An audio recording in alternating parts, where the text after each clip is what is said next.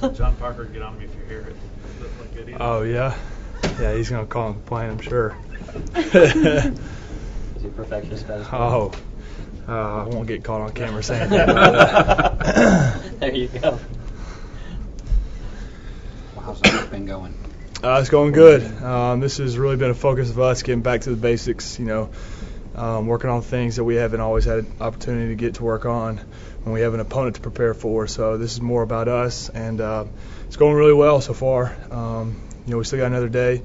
I'm just working on some things that we might see down the road that are different than what that we usually see. So this is more of us just getting better against us kind of a week. So who spent the most time in the training room this week?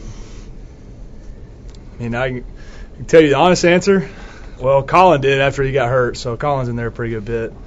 I think he has a cot in there or something. He likes to spend a lot of time there. He's always talking about keeping his body healthy. He's always one that always is on top of that. Maybe he's not hurt. He just likes to, make sure he's not hurt, I guess. Get checked up on all the time. Hopefully he'll get better, though. We need him back. It's sad to lose him in a pregame warm-up. How about you? How are you feeling physically? Feeling a lot better. They're doing a good job of keeping us in the training room. There's a lot of guys that are spending a lot of time in there. After practice, we got, getting massages, getting flushed, getting our legs back underneath us, getting ready for this, 4-game stretch we got going on after this week. So they're doing a good job of limiting us out there on the field. We're getting after it when we need to, and then we're, preserving a lot of energy, making sure we don't wear ourselves out. And we're having good practices. We're getting after it, and Coach Haman's pleased, and trainers are doing a good job of making sure that we stay healthy and not worn out. Hey, Cory, Coach talked yesterday about Alabama's not going to sneak up on anybody.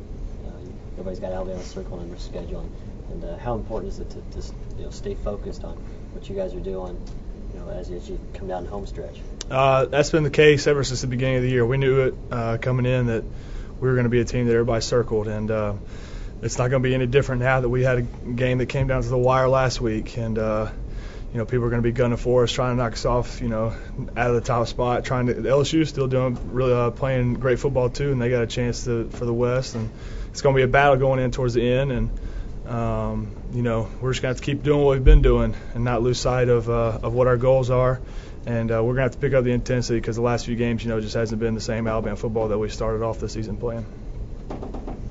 Dante was up here just a little while ago.